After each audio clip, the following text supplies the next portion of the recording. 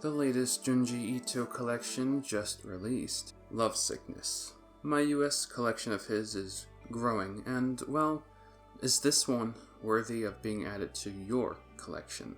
First things first, the presentation is severely lacking. Remina had a poster and colorful pages. Here, it's rather bare bones.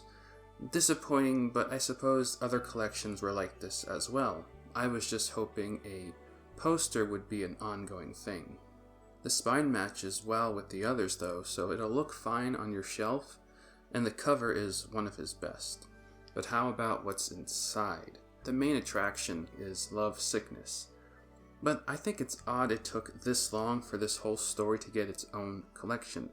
When I think of Ito other than Uzumaki or Tomie, the image of the pretty boy here is like an iconic character in the Ito universe, so why such a long wait for this collection? Jumping into the story, I always enjoyed the urban legend approach. This was around the time that Japan loved this type of entertainment. Suicide Club, One Missed Call, The Ring, urban legend type horror was rampant in Japan, and well, this is Ito's sort of spin on it. The hazy imagery to create a dreary and shadowy night landscape throughout the story is a great touch. There are 5 chapters for this continuous story, each dealing with strange fascinations of falling in love and one boy's determination to help out all these people with their delusions as they seek getting a fortune told. They go to extreme measures and wait in a dark alley to get a fortune read by a pretty boy at the crossroads. Well, this pretty boy is pretty harsh when it comes to the wanted fortunes, leaving most of these girls devastated, some to the point of suicide. But there has to be more to it than that, right? Well, this boy, Ryusuke, is determined to find out. He has his own problems he has to deal with, most of it caused by this fortune teller years ago. Lots of great creepy imagery here. I love Ito's take on our strange obsessions of wanting to be wanted, as if we would die without approval. I can't help but feel he's also addressing some sort of idolizing issue here, the way young fans idolize, say, a pop figure.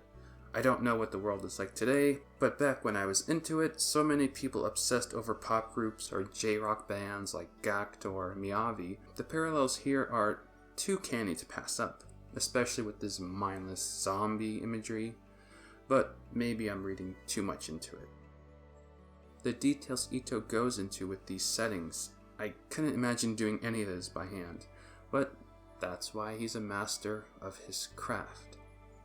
The art alone is amazing as always, but the story is one I feel people would enjoy more so than some of his others. And like his other collections, we have one main story, but a handful of others as well. The Strange Hikizuri Siblings, 2 chapters, Narumi's boyfriend and the seance. I've read some people don't like these stories, but really? This is some of my favorite of Ito's. Yes, we all love his creepy horror, but I love his dark comedy perhaps even more. Reminiscent of Hideshi Hino's Panorama of Hell, which I compared to the Addams Family in my video. Well, this too is obviously influenced by Addams Family. The spooky tongue-in-cheekiness, graveyards, I don't know. I love this stuff, especially in comedy form. Maybe it's not for everyone. Phantom Pain Mansion. Largely forgettable in my opinion. Interesting concept, like usual though. The use of phantom pain, that is, a pain felt from a part of you that is no longer there. Well, this boy feels pains all over this mansion, so people are hired to massage the air, I guess. And, well, these workers are kind of dumb. I don't feel a sense of obligation for them to stay working there. They just kind of stay working despite it being an awful job, and then one of them is like, okay, I'm gonna kill your family now for no reason. I can understand why Koseki stays. He sort of inherits this odd paranormal curse, but it really just falls flat. Rib Woman. A bizarre short story with another odd Ito-like killer, about vanity, perhaps self-consciousness. Yuki has extra ribs that makes her body look different. I don't know, she doesn't look strange to me. It's an odd choice to fixate on, but she's self-conscious about it. And in a way, I guess there are all sorts of silly things we are all self-conscious about on our bodies.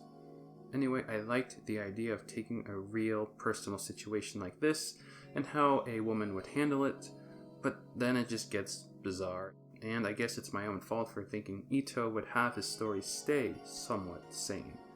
But it also sort of ends abruptly. What's with that? Memories of Poop is about poop. A quick slice of life story. Perhaps a glimpse into Ito's own personal life about juvenile innocence. It's silly, but only 4 pages long. Well, the lackluster presentation aside, you do get one of his better stories, and, well, these collections only go for about $20, so I can recommend it, as there have been worse collections of his. This definitely isn't one of those. The themes throughout aren't as profound as some of his other stories, though Lovesickness has some provocative moments for sure, but the creepy imagery and the grotesque here is top-notch.